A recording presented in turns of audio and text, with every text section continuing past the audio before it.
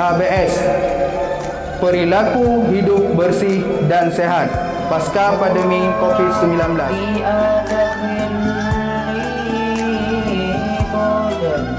Betapa pentingnya hidup bersih, baik bersih dalam hati, bersih badan, bersih pakaian, bersih tempat dan lain-lain.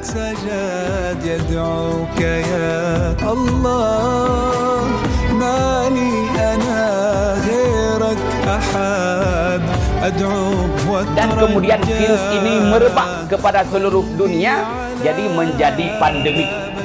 Mantabohnya hatta kena waceh, sehingga urang-urang kagedepa bahawa nyan COVID.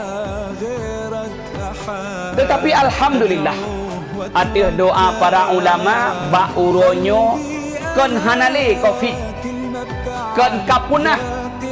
Tetapi le Allah Subhanahu wa taala kan ubah pola penyakit daripada penyakit yang kuat, ne ubah le Allah Subhanahu wa taala menjadi imunitas manusia yang kuat.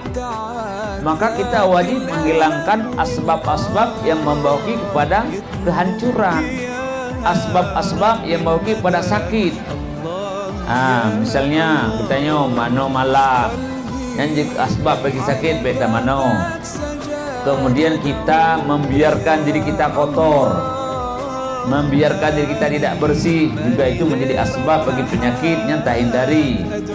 Wala tulqu bi aidikum ila tahlukat. Jangan kamu membawa diri kamu kepada kehancuran. Harum kita ni.